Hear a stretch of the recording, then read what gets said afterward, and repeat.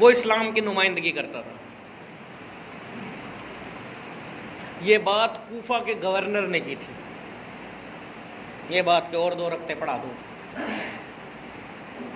یعنی گورنروں کے پاس اسلام کا داخلہ نہیں تھا۔ یہاں تک ہوا کہ عمر بن عاص کو، جسے گورنر بنا تھا حضرت عمر نے، ایک شخص نے حج کے موقع پہ کہا کہ ان سے مجھے شکایت ہے، تو عمر بن عاص نے کہا کہ نہیں، آپ اپنے گورنروں کو اس طرح نہ رکھیں۔ آپ نے کپڑا اتروایا کہ تو بھی اس سے بدلہ لے۔ تو گورنر جو تھا، جو حکمران تھا، حکمران طبقات تھے، اسلام پہ پوری طرح عمل کرتے تھے۔ یزید کے دور میں یہ ہوا کہ بادشاہ اسلام سے مستثنیٰ ہو گئے۔ حضرت علی رضی اللہ تعالیٰ عنہ اتنے تکلیف دہ حالات میں کہ انہیں جنگوں کا ہی ماحول ملا، خلیفہ بنے اور جنگیں ہی رہیں۔ 36 میں جنگ جمل ہوئی، پھر جنگ صفین ہوئی، پھر جنگ نہروان ہوئی، انہیں سکون کے مہلت ملی ہی نہیں۔ لیکن اس کے باوجود بھی مال غنیمت انہوں نے عام نہیں کر دیا۔ ان کا بھائی، ان کا سگا بڑا بھائی عقیل، اس نے کافی مال مانگا تو انہوں نے کہا میں تو نہیں دے سکتا اس طرح کہ تو میرا بڑا بھائی ہے، تجھے مال دے دوں۔ وہ معاویہ کے کیمپ میں چلا گیا، حضرت معاویہ کا ساتھی بن گیا جا کے۔ کیونکہ بننا ہے تو بن جا جس کا بننا ہے، لیکن مال غنیمت اللہ کی امانت ہے، نہ کہ بادشاہ کی مرضی سے خرچ ہوگا۔ ان بادشاہوں کا وتیرہ یہ تھا کہ مال غنیمت اپنے جیب کا مال کی طرح خرچ کرتے تھے۔ تو اسی یزید کی یزیدیت والی حرکتیں توڑنے کے لیے امام حسین نے جہاد کا عالم اٹھایا۔ اگر کیا خوب کہا، معین الدین چشتی سے منسوب ہے یہ، حضرت معین الدین چشتی رحمۃ اللہ علیہ سے، دین است حسین، دین پناہ است حسین۔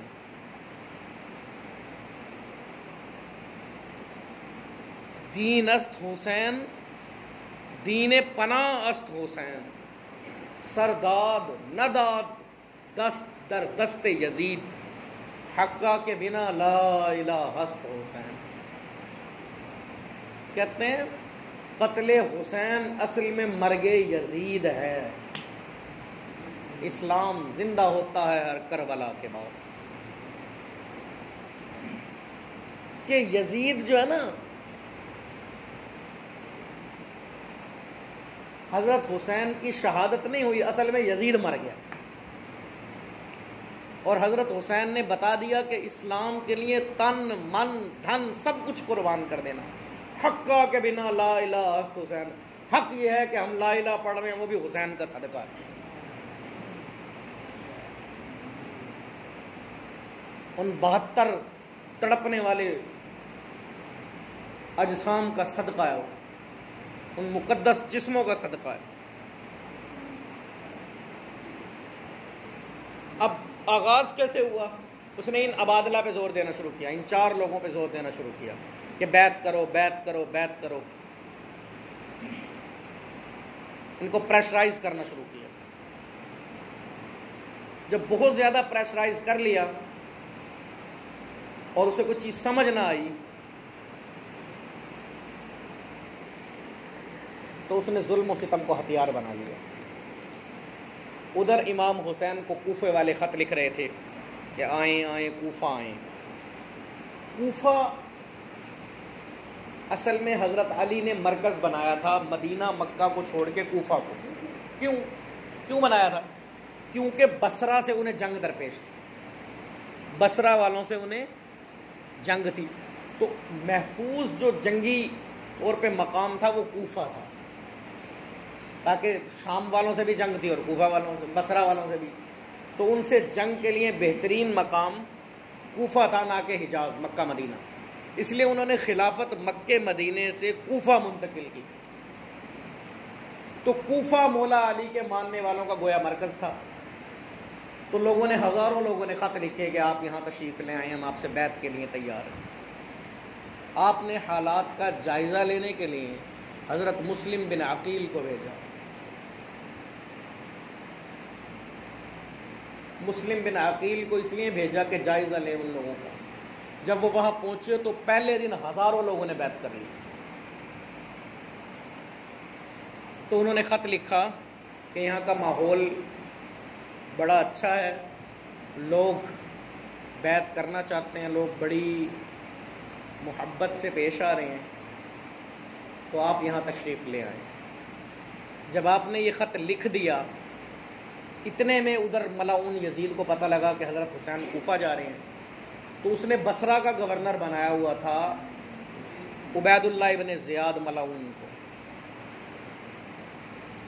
اس ابن زیاد ملعون کو وہ ہٹانے والا تھا، لیکن چونکہ وہ ظالم اور جابر تھا، اور اس ملعون کو بھی ایسے ظالم جابر لوگ پسند تھے، کمینے کو کمینہ پسند ہوتا ہے، تو پہلے تو وہ ہٹانے کا سوچ رہا تھا، پھر اس نے کہا میں تجھے کوفہ کا گورنر بھی بنا دیتا ہوں، لیکن حسین کا سر قلم کرنا ہے،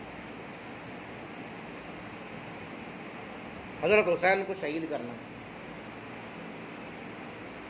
تو جناب اسے کوفہ کا گورنر بنایا، تو اس نے نا اپنے اوپر کالا سا کپڑا ڈالا، اس طرح اپنے آپ کو چھپایا، اور شہ سواروں کے درمیان، گھوڑ سواروں کے درمیان آ گیا۔ لوگوں نے پوچھا کون ہے، تو اس نے اس طرح کا تاثر دیا لوگوں کو گویا امام حسین ہے یا ان کا کوئی قریبی ہے۔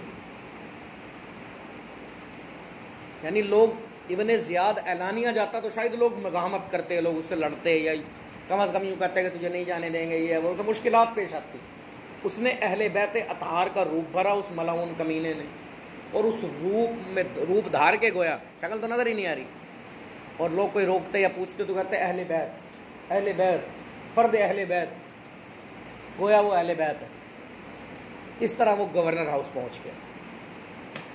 گورنر ہاؤس پہنچ کے اپنا لباس اتارا، اس نے لوگوں کو بلایا، سرداروں کو، اور کہا اب میں تمہارا آج سے گورنر ہوں۔ اس دور کی اصطلاح تھی والی، میں تمہارا والی ہوں، اور جس نے حسین کا ساتھ دینے کا اعلان کیا سارے بیعت توڑ دیں، نہیں تو سب کو قتل کر دوں گا۔ یہ بزدل لوگ ڈر گئے،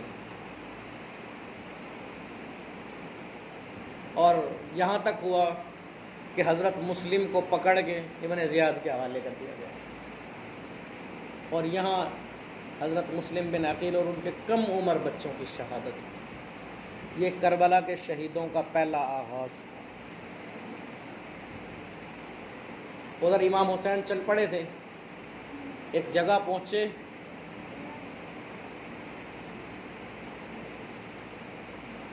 جو بالکل صحرا سی تھی،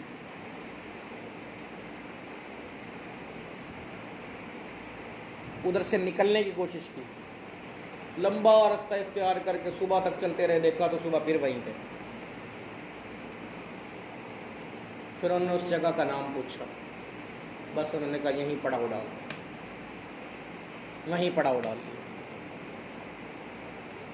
ادھر سے یزیدی فوج کا سالار غر آیا، اور انہوں نے راستہ روک لیا اور کہا اب آپ آگے نہیں جا سکتے۔ انہوں نے کہا ہم تو پڑاؤ ڈال چکے ہیں۔ لیکن غر ویسے تو یزیدی سالار تھا، مگر نماز کا ٹائم ہوتا تو آپ کے پیچھے آ جاتا، اور پھر آپ کے پیچھے نماز پڑھتا۔ یہاں تک واقعہ کربلا ہمارا ہو گیا، انشاءاللہ آگے پھر کبھی سے۔ اللہ آپ کو مجھے امام حسین کے عشاق میں قیامت، ہم ان کے غلاموں میں شامل، اور ہماری زندگی حسینی ہو۔ وما علی الا البلاغ۔